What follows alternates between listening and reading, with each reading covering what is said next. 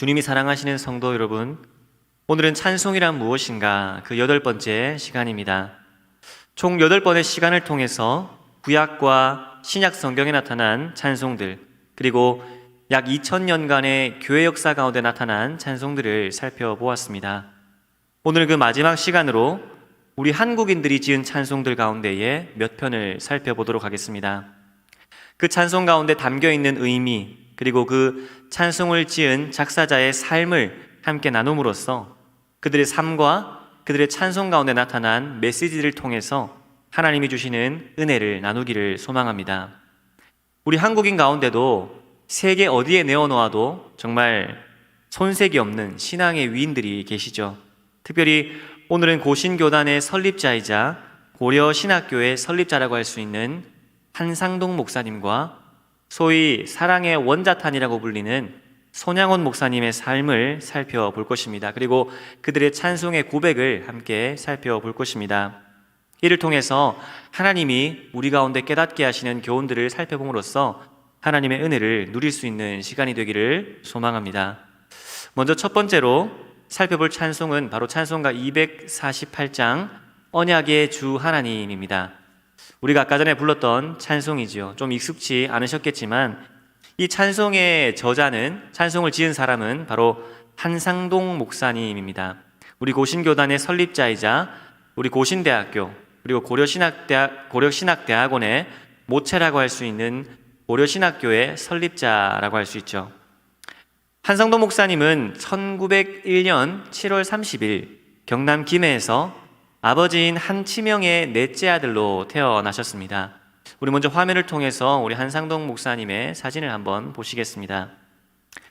이 한상동 목사님의 아버지인 한치명은 지금의 명지에서 염전을 하셨는데요.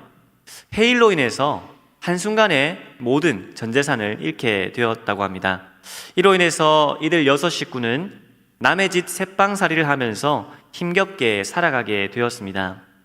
당시 6살이었던 이 한상동 목사님은 가문의 문중의 결정에 따라서 오촌 당숙 어른인 한금출에게로 양자로 입양되어서 길러지셨다고 합니다. 한상동 목사님은 이후 3년 동안 서당에서 한학을 배우시고 이어서 다대 실용학교와 동래 보통고등학교를 진학하시고 1918년부터는 모교였던 다대 실용학교의 교사로 부임하셨습니다. 그리고 1921년에는 사모님이신 김차숙 씨를 만나셔서 결혼을 하셨습니다. 우리 다음 화면을 보실까요? 한상동 목사님과 김차숙 사모님의 사진입니다. 그러다가 1924년에 전도자인 박창근 선생님을 만나셔서 이 한상동 목사님이 복음을 듣고 예수 그리스도를 영접하게 되셨습니다. 그리고 이듬해 세례를 받으시고 이때부터 적극적인 신앙생활을 하기 시작하셨죠. 그리고 결국 이 부인이었던 이 김차숙 사모님도 예수님께로 인도하시게 됩니다. 그런데 예수님을 믿고 난 이후에 이 한상동 목사님의 삶은 순탄치만은 않았습니다. 왜냐하면 당시만 하더라도 예수님을 믿는다는 이유로 이 가문에서 쫓겨나게 되는 일들이 많이 벌어졌기 때문이죠. 한상동 목사님도 마찬가지로 예수님을 믿는다는 이유로 가문에서 쫓겨나게 되셨습니다. 당시에 다대포 인구가 약 800여 명이었는데 그 중에 한씨 가문의 사람이 약 250여 명이었다고 합니다. 다대포가 한씨 집성촌이었던 것이죠. 당시에는 예수를 믿으면 집도 버리고 부모도 버린다라는 생각을 했었습니다. 그래서 이 한씨 가문의 이 문중의 주장에 따라서 한상동 목사님은 가문에서 쫓겨나고 결국 파양되게 되는 일이 발생합니다. 하지만 하나님께서는 이 한상동 목사님에게 더 좋은 길을 예비하셨습니다.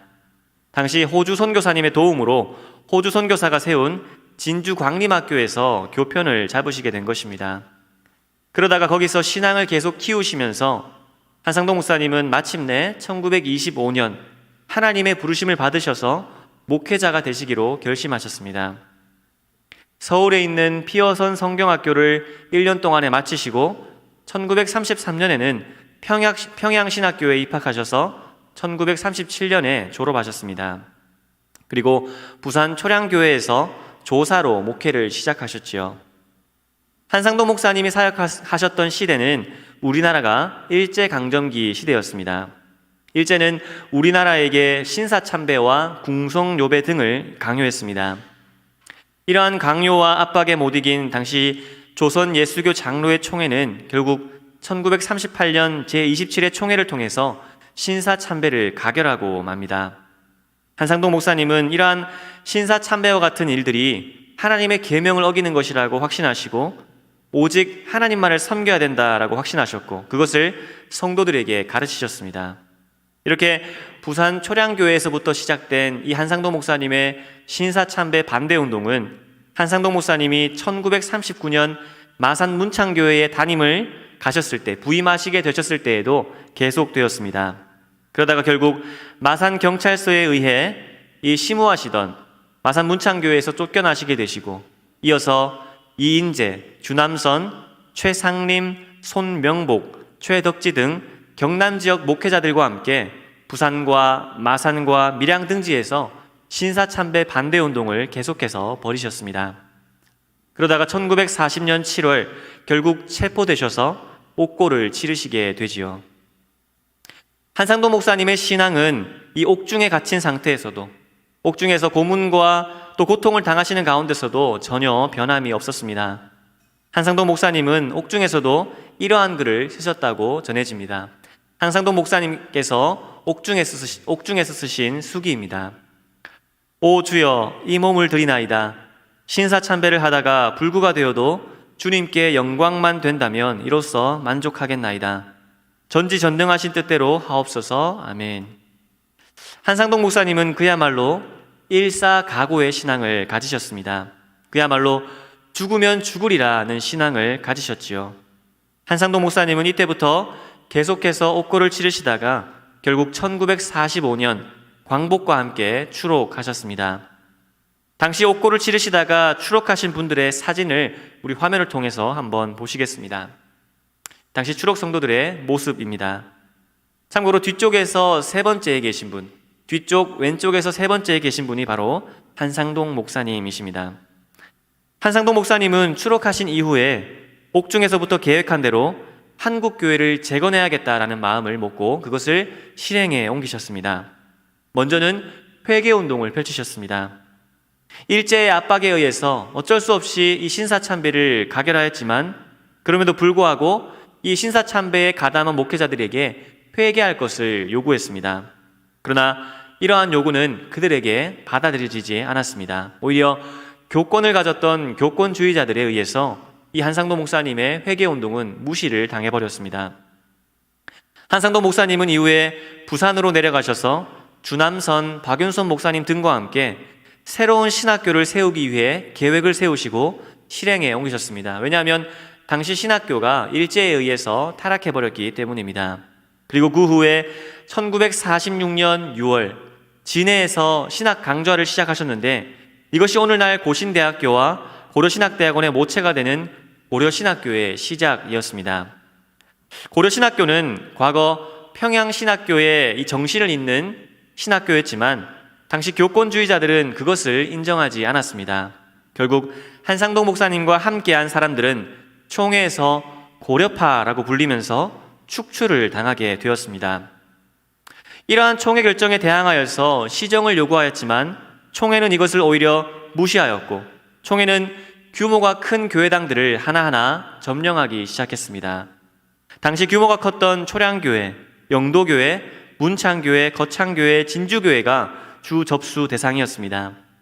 당시 한상동 목사님은 초량교회에 계셨는데 하나님의 영광을 가릴 것이 우려가 되어서 한상동 목사님과 성도들은 초량교회에서 나와서 비를 맞으면서 첫 예배를 드리셨다고 합니다. 이것이 바로 지금의 삼일교회의 시작입니다. 이렇게 죽음의 위협도 두려워하지 않은 채 하나님 앞에서 신앙생활을 평생 했던 분이 바로 한상동 목사님이셨습니다. 일사각오의 신앙으로 하나님 제일주의의 신앙으로 죽음도 두려워하지 않으면서 살아가셨던 목사님이었죠. 이러한 목사님이 생전에 남긴 시, 생전에 남긴 찬송시가 바로 오늘 우리가 불렀던 언약의 주 하나님입니다. 이 언약의 주 하나님의 이 가사를 한번 묵상해 보기를 원합니다. 화면을 보시면 이 가사를 한번 보시겠습니다. 먼저 1절 한번 보시겠습니다. 언약의 주 하나님, 우리들의 아버지, 믿음의 조상인 아브라함에게 아들을 주시마 친히 약속하시고 때가 되어 이삭을 낳게 하셨네.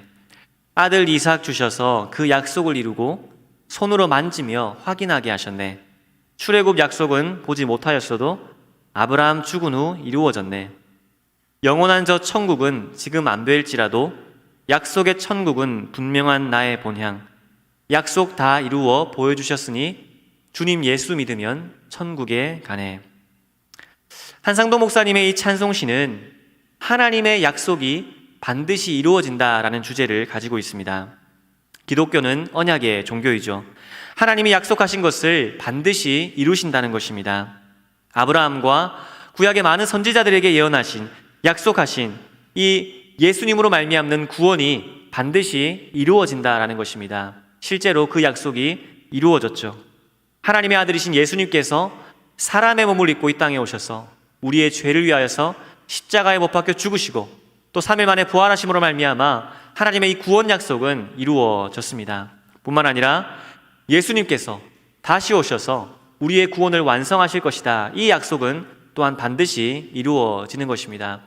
성도 여러분, 하나님의 약속이 이루어질 것을 믿으시기를 바랍니다. 하나님께서 저와 여러분들을 구원하시겠다. 예수 그리스도를 믿는 자들을 반드시 구원하시겠다. 그리고 마침내 예수님께서 다시 오셔서 우리의 구원을 완성하실 것이다. 이 약속은 반드시 이루어지는 것입니다. 이러한 약속을 믿을 때에 우리는 힘들고 어려운 상황 가운데서도 고난 중에도 진정한 위로를 얻을 수가 있는 것입니다. 이 한상동 목사님의 찬송시 그리고 한상동 목사님의 삶을 통하여서 우리에게 주신 교훈을 우리가 붙들기를 소망합니다. 우리가 이 한상동 목사님처럼 정말 죽음 앞에서도 굴하지 않는 신앙은 부족할지라도 연약할지라도 우리 주 예수 그리스도를 믿으면 천국에 간다라는 이 확실한 약속의 말씀을 붙들고 주님께서 다시 오실 때까지 그 믿음 붙들고 나아가시는 우리 모든 성도님들이 될 수 있기를 진심으로 소망합니다. 두 번째 우리가 살펴볼 찬송은 바로 찬송가 541장 꽃이 피는 봄날에만입니다. 이 찬송은 사랑의 원자탄이라고 불리는 손양원 목사님의 찬송시입니다. 우리 화면을 통해서 손양원 목사님의 사진을 한번 보시겠습니다. 예, 손양원 목사님의 사진이죠. 손양원 목사님은 1902년 경남 함안군 칠원면 구성리에서 출생하셨습니다. 다음 화면을 보여주시기 바랍니다.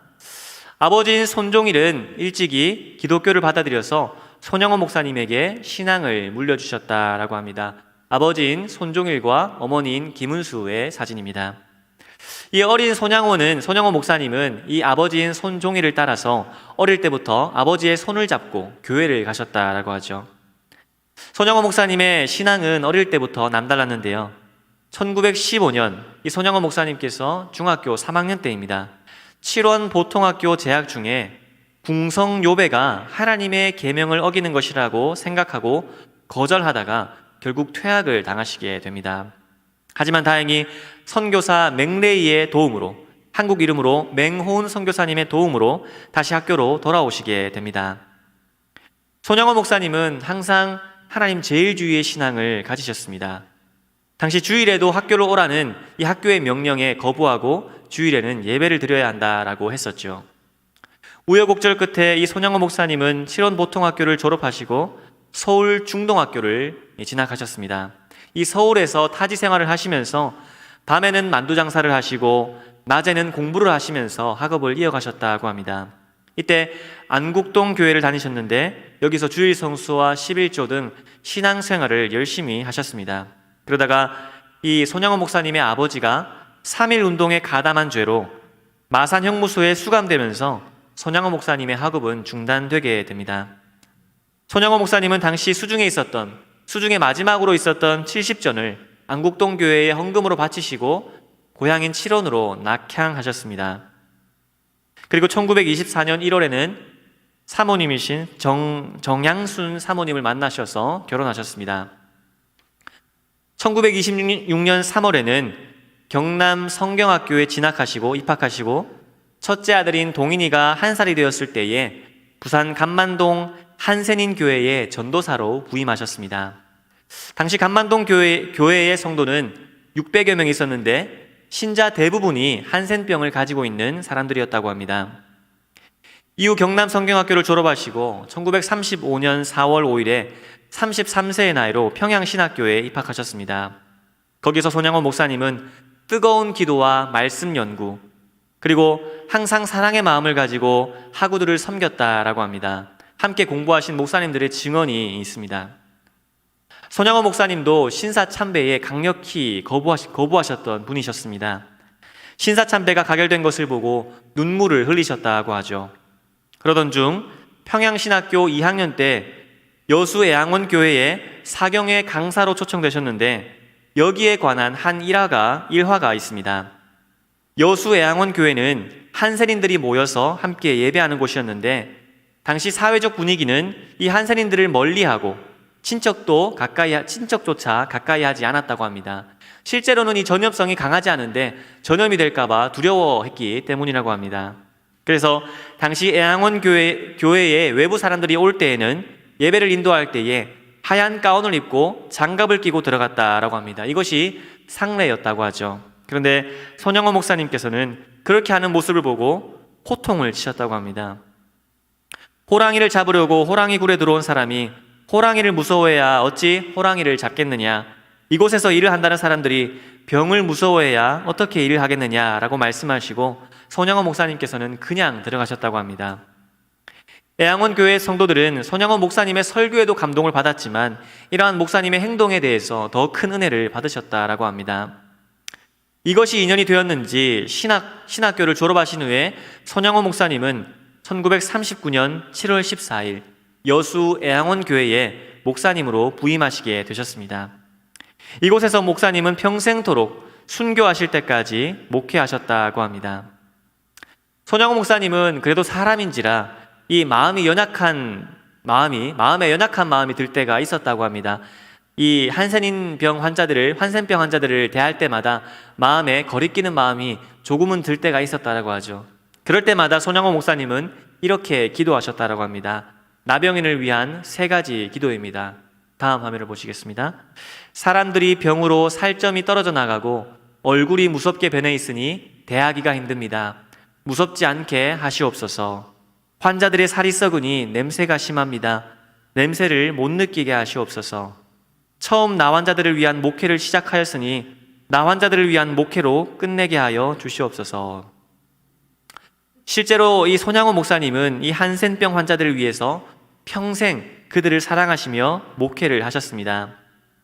실제로 이 박옥선이라는 환자가 있었는데 이분의 상처가 잘 낫지 않자 입으로 빨면 그 상처가 낫는다라는 말을 듣고 손양원 목사님께서는 이분의 상처를 입으로 빨아주신 일도 있었습니다.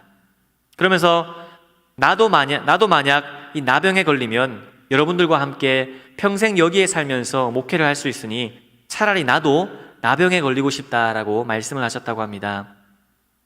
한상동 목사님께서는 당시 세상 사람들이 외면했던 이 한센인들을 친히 끌어안아 주시고 기도하면서 사랑으로 평생 목회하셨습니다. 그러던 어느 날 이 신사참배 거부 운동을 하시다가 손양원 목사님은 결국 1940년에 여수경찰서에 구금되게 됩니다. 목사님에 대한 판결문은 이러했습니다. 피고인은 일본이죠.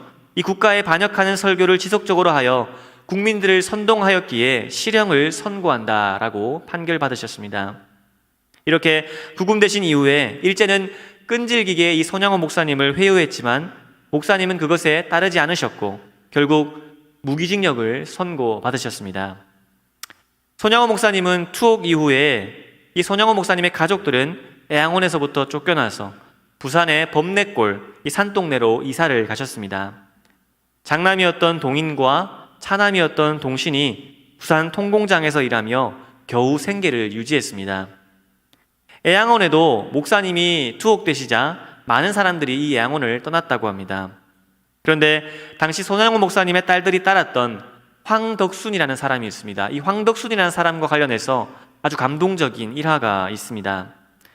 이 황덕순이라는 사람도 이 애양원을 떠나서 결국 진주 남강 다리로 오게 되었습니다. 당시 진주 남강 다리에는 나병 환자 거린들이 모여서 구걸을 하면서 생계를 유지하고 있었다고 합니다. 그런데 이때 당시 황덕수는 왕초에게 이렇게 부탁했다고 합니다. 손양호 목사님이 투옥되었는데 손양호 목사님의 가족들이 지금 부산에서 힘겹게 살아가고 계시니 우리가 좀 도와줍시다 라고 부탁을 했다고 하죠. 그러자 이 왕초는 이 거린들과 함께 이렇게 다짐했다고 합니다. 이제는 우리가 손양호 목사님을 도와줄 차례이다 라고 하면서 양식들을 구걸해 와서 멀리 계신 이 손양호 목사님의 가족들에게 그 구걸한 양식을 가져다 주셨다고 합니다. 이 사모님이신 정향순 사모님과 가족들은 그 나병 환자 거린들이 모아준 양식들을 받으면서 눈물을 흘리면서 그 양식을 받으셨다라고 하죠. 그리고 옥중에 계셨던 손양호 목사님은 자녀들과 부인들에게 이렇게 편지하셨다고 합니다. 자녀들 가운데에 보낸 편지 가운데 일부입니다. 의복을 입기보다 선행으로 옷을 입어라. 그리고 정향순 사모님에게 보낸 편지 가운데에 오늘 나중에 우리가 부를 찬송의 가사가 있습니다. 이 꽃이 피는 봄날에만의 가사가 실려 있었다고 하죠. 꽃이 피는 봄날에만 주의 은혜 있음인가? 열매 맺는 가을에만 주의 은혜 있음인가? 땀을 쏟는 여름에도 주의 사랑 여전하며 추운 겨울 줄일 때도 주의 위로 변함없네. 이후 목사님은 1945년 8월 15일 광복과 함께 초락하셨고 그리고 다시 여수 애양원 교회로 돌아가셔서 목회를 이어가셨습니다. 그런데 손양호 목사님에게 또 다른 큰 슬픔이 찾아오게 되었습니다. 당시 순천사범학교에 재학 중이었던 큰아들 동인과 순천중학교에 재학 중이었던 차남 동신을 동시에 잃게 된 사건입니다. 바로 1948년 10월 19일에 일어난 여순 사건이었습니다. 우리 화면을 통해 보시겠습니다.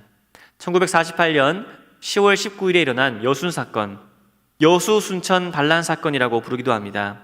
이때 공산당 사상을 가졌던 반란군으로 인하여서 도시 전체가 점령당할 뻔하였으나 이 반란은 일주일 정도 만에 진압되었죠.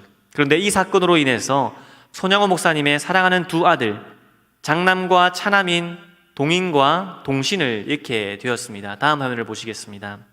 이 두 아들을 손양호 목사님은 한꺼번에 잃는 슬픔을 맞이하게 되었습니다. 이러한 큰 슬픔을, 큰 아픔을 겪은 손양호 목사님이셨지만 손양호 목사님의 이후의 이야기는 많은 이들을 감동케 했고 또 지금 우리에게도 정말 큰 메시지를 전달해 줍니다. 이것은 바로 자신의 두 아들을 죽인 이 안재선이라는 사람을, 그 원수를 자신의 양아들로 삼은 일이었습니다. 안재선은 이 여수 사건으로 인해서 당시 군 재판에 넘겨져서 죽을 위기에 처했습니다. 총살을 당할 수밖에 없었죠. 그때 손양호 목사님은 계엄사령관에게 이 안재선을 풀어달라고 부탁하셨다고 합니다. 손양호 목사님의 말을 대신 전달한 사람은 손양호 목사님의 딸 손동희였습니다. 딸 손동희 권사님은 처음에 이 아버지인 손양호 목사님에게 우리가 꼭 이렇게 해야 합니까? 이렇게 해야만 우리가 예수님을 믿을 수 있는 것입니까? 라고 원망했다고 합니다. 그러자 손양호 목사님은 성경에 무엇이라고 되어 있느냐? 원수를 용서만 해서는 안 된다. 사랑해야 되지 않겠느냐? 그러려면 우리가 양아들을 삼아야 한다라고 말씀했다고 합니다. 이 딸인 손동희 권사님은 이러한 아버지의 말을 듣고 울먹이며 계엄사령관을 찾아갔습니다. 그리고 아버지의 말을 전달했죠. 사령관님, 우리 오빠들을 둘 죽인 이 사람을 죽이지 말 뿐만 아니라 때리지도 마시고 살려주세요. 살려주시면 우리 아버지가 양아들로 삼겠다고 합니다. 그 말을 들었던 그곳 사람들은 울먹였고 담당 군인도 손양호 목사님이 정말 위대하시다라고 말할 수밖에 없었다고 합니다.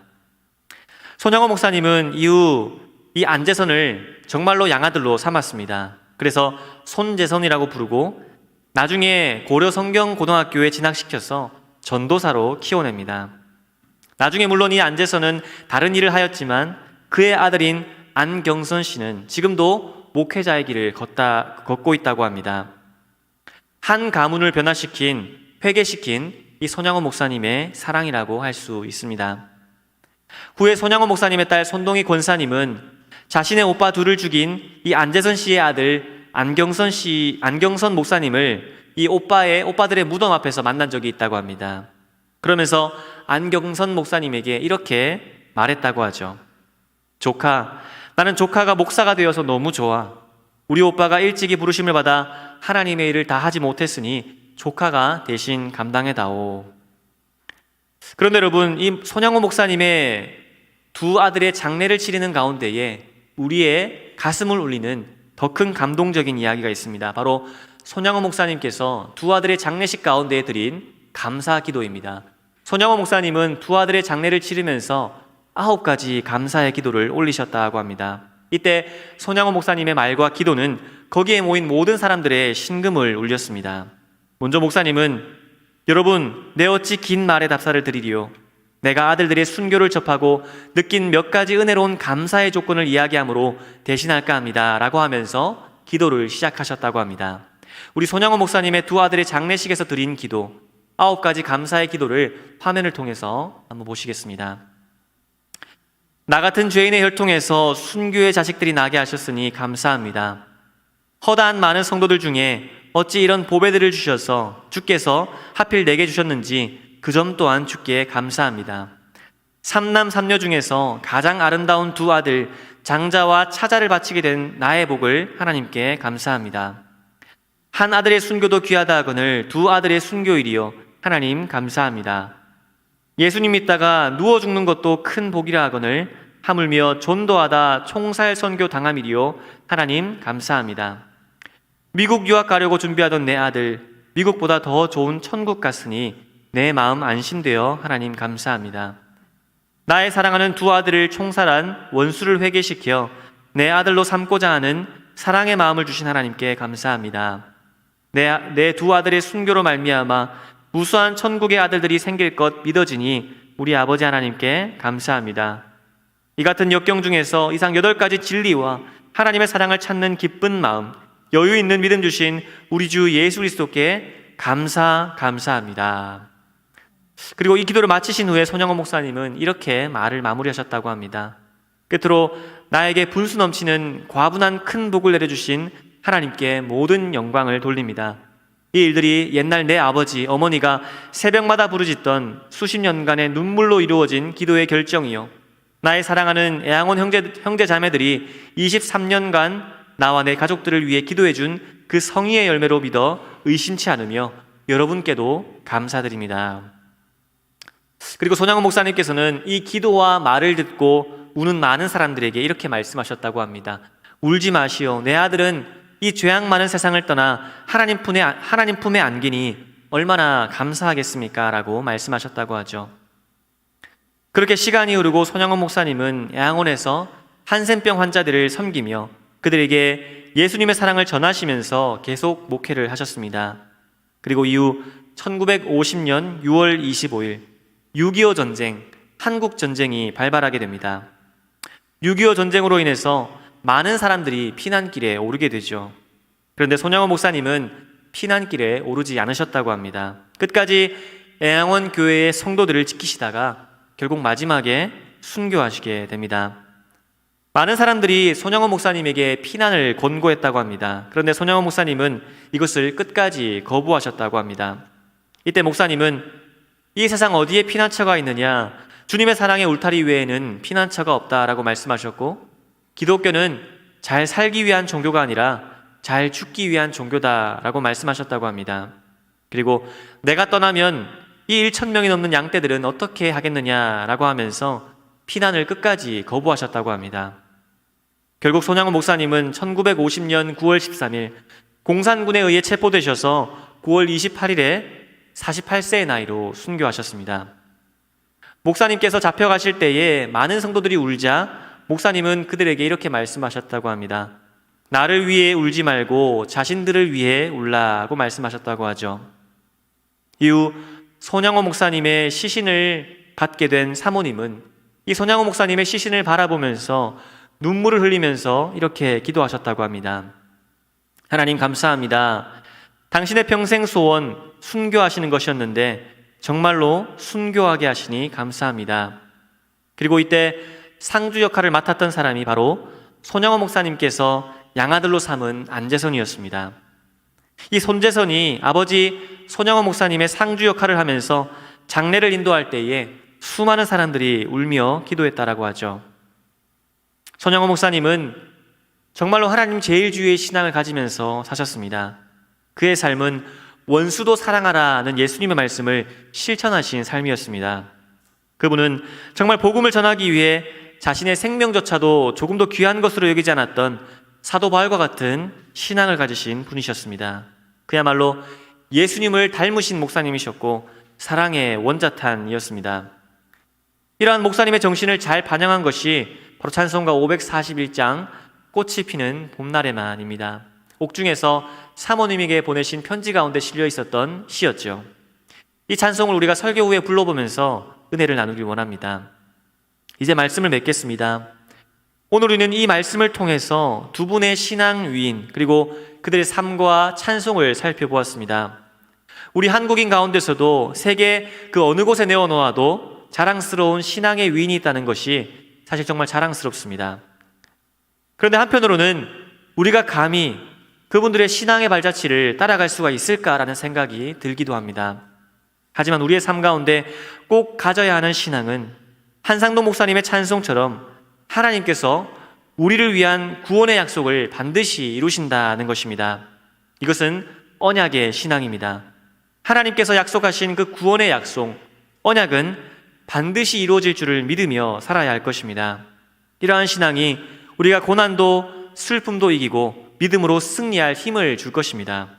그리고 손영호 목사님의 하나님 제일주의 신앙 그리고 예수 그리스도를 닮은 그 사랑의 마음을 우리가 본받아야 할 것입니다. 우리도 손영호 목사님의 이러한 삶을 살아가게 해달라고 기도하면서 늘 그 길을 걸어나가기 위해서 최선을 다해야 할 것입니다. 비록 연약하여서 나를 미워하는 사람들, 나의 원수들을 품지 못하는 우리 자신의 모습을 보게 되지만 한 몸 된 교회의 성도들을 사랑하고 교인들을 먼저 사랑하고 또 나아가서 이웃들을 사랑하는 마음을 달라고 또 실천하며 사랑할 수 있는 삶을 살아가게 해달라고 기도해야 할 것입니다. 더 나아가서는 우리를 괴롭히고 핍박하는 자들을 위해서도 기도하고 우리를 미워하는 자들을 위해서 기도할 수 있는 그 예수님의 마음을 달라고 기도하면서 살아가야 할 것입니다. 이러한 삶을 살아갈 수 있는 우리가 될 수 있기를 소망합니다. 두 명의 신앙 위인의 삶과 그들의 찬송의 고백을 통해서 깨닫게 해주신 은혜가 우리의 삶 가운데도 가득하기를 진정으로 소망합니다.